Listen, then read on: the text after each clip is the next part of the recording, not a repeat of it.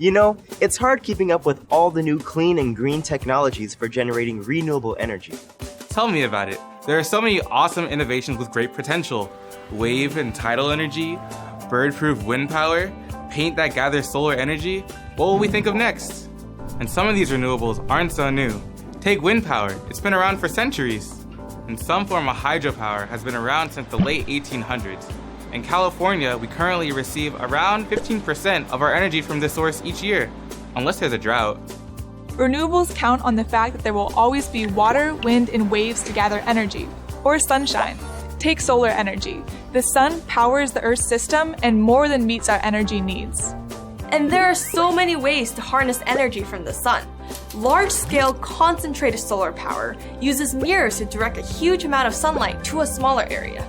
Electricity is generated when the light is converted into heat, which drives a turbine connected to a generator. Photovoltaics, the solar energy that's most familiar, can be small or big scale. Take San Francisco's Sunset Reservoir here.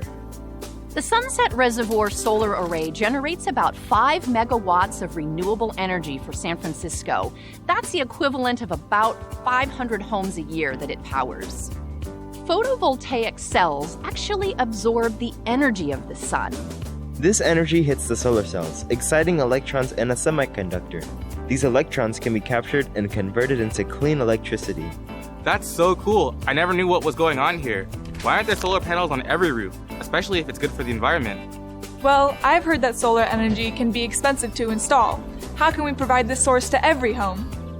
Grid Alternatives is a nonprofit organization that has a mission of bringing renewable energy technologies to underserved populations. Over the last 10 years, we've done a total of more than 6,300 installations across the country. So the 6,300 systems that we've installed will save the families that we've installed them for more than $165 million over the course of the lifetime.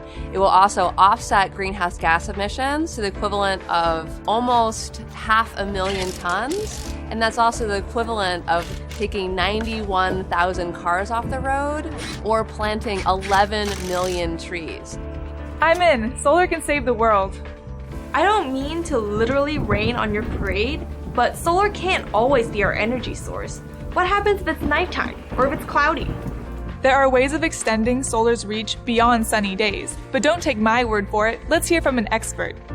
You can store solar energy either as electricity or as heat.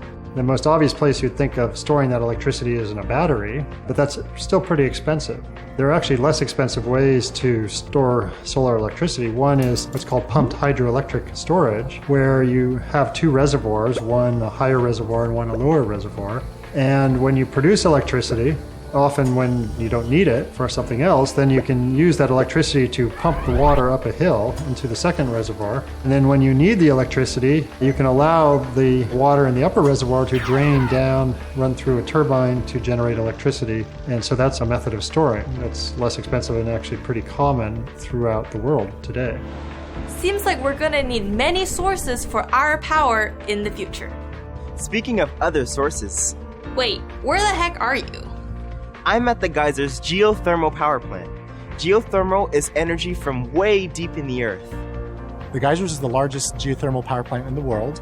We produce approximately 725 megawatts. We have approximately 350 steam wells that collect the steam from below ground in the geothermal reservoir. And then those wells feed pipelines and eventually gather to our main lines. For example, this pipeline here, which goes into our turbine building there, and enters the steam turbine generator. And that turbine is coupled to the generator, which is rotating at 3,600 RPM or 60 hertz, supplying the electricity to you. Wow, there are a lot of renewable options. Yeah, and we didn't even tell you guys about this dance floor that generates electricity by, well, dancing. But remember, in addition to all these new technologies, we have to consume less energy and use it more efficiently so that there's enough to go around.